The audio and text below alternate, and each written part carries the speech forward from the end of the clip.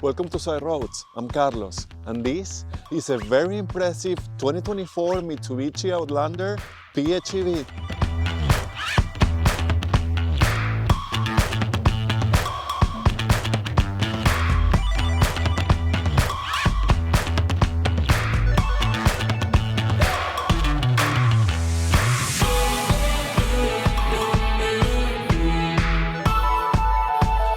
The Mitsubishi Outlander PHEV plug-in hybrid.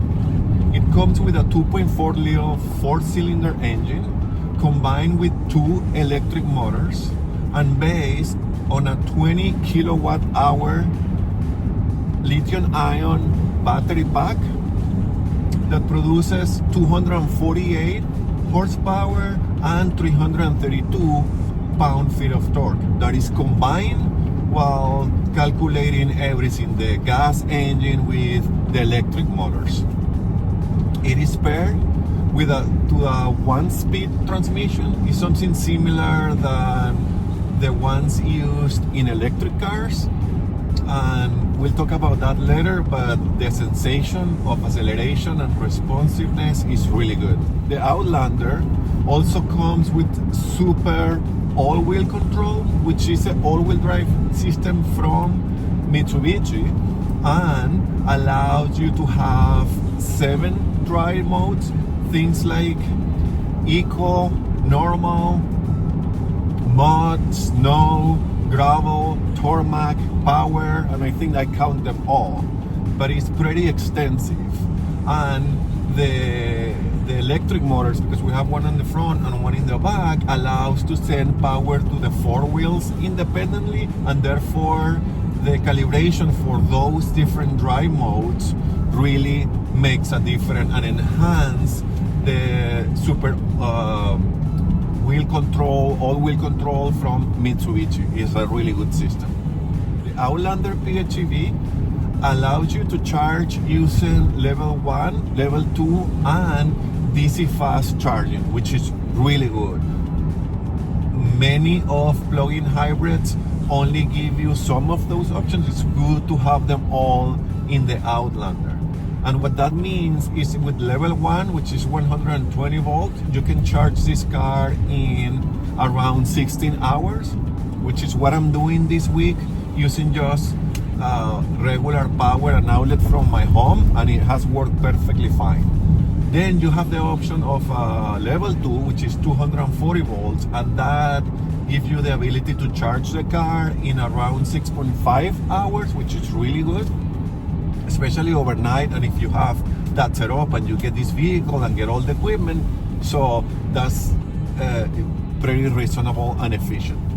And then you have the DC fast charge option, which allows you to charge the car in around 38 minutes up to 80%. So that's good because you can use less time for less battery and then keep going. So you can recharge the car. But also, this car has the ability to recharge the battery using the engine, and they have a charge function here. We'll talk about that a little bit later. The Outlander competes in the plug-in hybrid segment of compact SUVs, I would say, and some of those are cars like the Ford Escape, the Kia Sportage, the Toyota RAV4, and the Kia Sorento. All of those plug-in hybrid, but the Kia Sorento is the only one who offers a 3-row option, which this Outlander PHEV also has. Is an option. I think it's designed more for kids, and we'll talk about that later too, but it's really handy to have, you know, for some situations. Safety features for the Outlander, it starts with having My Pilot Assist that include things like adaptive cruise control with a stop and go, lane keep assist, and traffic sign recognition. And on top of that, it has things like rear cross traffic alert, forward collision mitigation with pedestrian detection, blind spot warning, rear automatic emergency braking, and front and rear parking sensors. fuel efficiency for the Outlander PHEV for the gas-only engine is 9.2 liters per 100 kilometers city and 8.7 liters per 100 kilometers highway, which is 26 mpg combined. If you use a gas plus the electric motors, the rating are 3.6 liter equivalent per 100 kilometers or 64 miles per gallon equivalent per 100 kilometers, and those two are combined. Range for the Outlander PHEV is 61 kilometers or 38 miles in EV mode only. Price for the Mitsubishi Outlander PHEV starts in Canada around the 48,000 Canadian dollars. The top trim goes to around 60,000 Canadian dollars. In the US, the best price is around 40,000 US dollars, and the top trim goes to around 48,000 US dollars. And those prices are really competitive, as you saw in the graphic when talking about the competition, which in general, this car is really competitive. The 2024 Mitsubishi Outlander PHEV interior. So the materials in here are a mix. They are mostly soft and nice and high quality. The top here is soft and have this wrapped leather and contrast stitching portion here, and this also soft in this terracotta color type of thing here, which by the way, the interior can be all black. I believe they have a white interior and then this, so it's nice.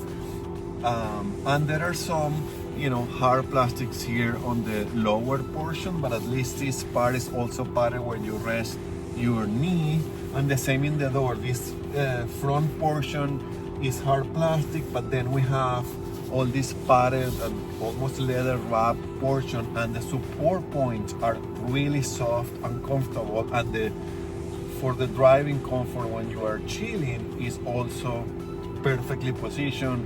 I like this. We have a 12.3 inches digital cluster that has a lot of functions. You can configure the way that you see it, but also all the settings of the car you can control from this screen here, and you can configure the things that you see within the different screens and different menus. This is one of the best systems I have seen. This is based on the Nissan system, but it's really good, really crisp, really easy to use and clear to see. And again, all the car messages come in here, and it is very versatile and have a lot of useful information, which I like. I think the design and the operating system and all the information that put there is really smartly done and it's really good. Then we have a 9 inches infotainment screen here, and it's color and it's touch, comes with Apple CarPlay and Android Auto, and has a 360 multi-view camera system, which is also really good and handy to have. Air conditioning control are all hard buttons and easy to use and easy to see. These are really nice. We have heated steering wheel and heated seats in this unit. Down here in the center console we have wireless charging for your phone, electronic shifter, the controls for the one pedal driving and the EV modes, and the driving mode rotary knob here that you can control and change depending on what mode you have. Electronic parking brake with auto hold, and we have 2 cup holders, and the center console storage is medium size, I would say. The glove box seems to be also in a good size. You have sunglasses holder here. The back mirror is auto dimming. You have panoramic sunroof here. So it's nice. I like it. I like the design. The ergonomics are good here. Nothing to complain about. And there is one model about to come in to come that Mitsubishi is claiming that has even better materials, so that's good to know and good to hear. I fit behind myself based on my driving position, and there is space to spare there, and the back seats are really comfortable.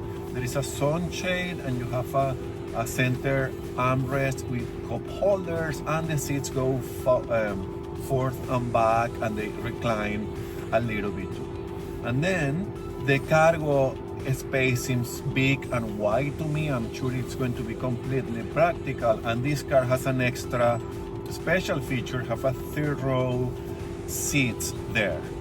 I believe those are for kids mostly, so if you move the back seat forward, you can accommodate kids back there. I don't think adults, unless they are on the smaller side, will fit, but it's good to have in case in an emergency or something really specific. You have the option here, and when they fold, they go like under the floor, so the cargo space seems to be as practical as they can be, even with those seats fold inside, so it's good.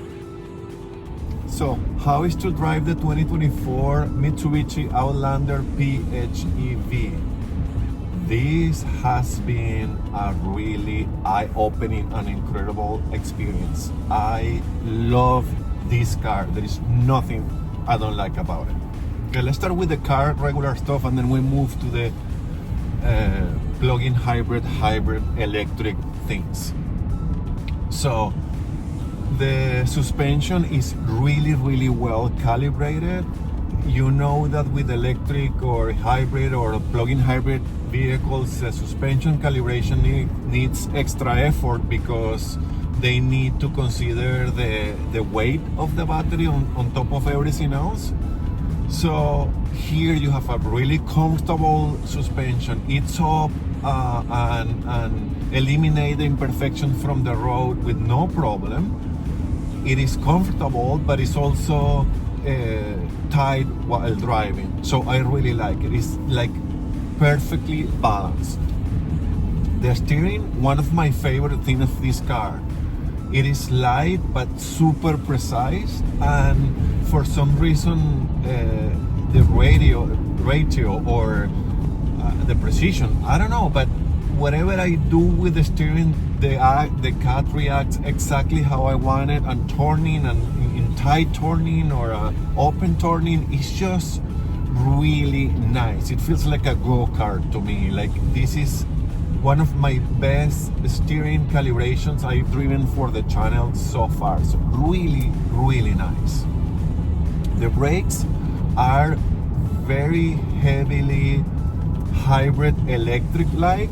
So Mitsubishi Outlander depends a lot on the brake regen, and you can feel that. It stops the car with no issue, and you know, they are brakes, but you need to get used to that part. I do find that the brakes, you can tell, are regen brakes first, brakes second, but not in a bad way. It's just there is a priority here on the whole hybrid, plug-in hybrid, electric range, all that thing. So something that you need to consider, but you will get used to that in one day with no issues, I can assure you that. Visibility is great because the windows are big and I can see everything from the back mirror. The blind spot on the deep pillar is average for the class. I like it, and the windshield is huge too. There is a sense of lightness and easy to drive and perfect visibility here too. The acceleration is one of the coolest things on this car, because it is, as Mitsubishi claims, electric first,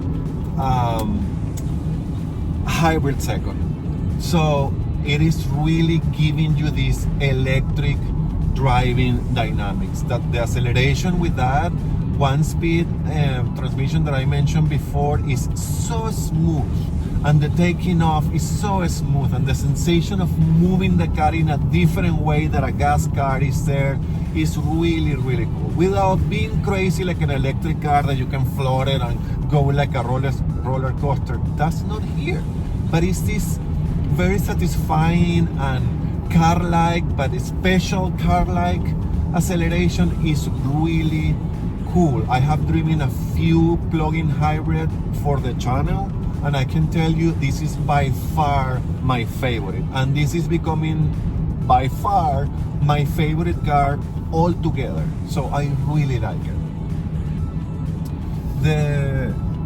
The transmission, as I said, there is no issue because it's just a one-speed transmission, and it is typically using electric cars, so you have the whole electric car feeling and vibe here. It's just really cool, and it also kind of fun to drive because you can corner this car with no issues. Doesn't lean a lot, doesn't float a lot. There is a Mitsubishi aspect here. Remember, Mitsubishi used to be one of the biggest off-road rally, and I think rally still is. This whole 4x4 capability and engineering, and somehow I think they tried to put it here. There is something special and something different I can feel in this car.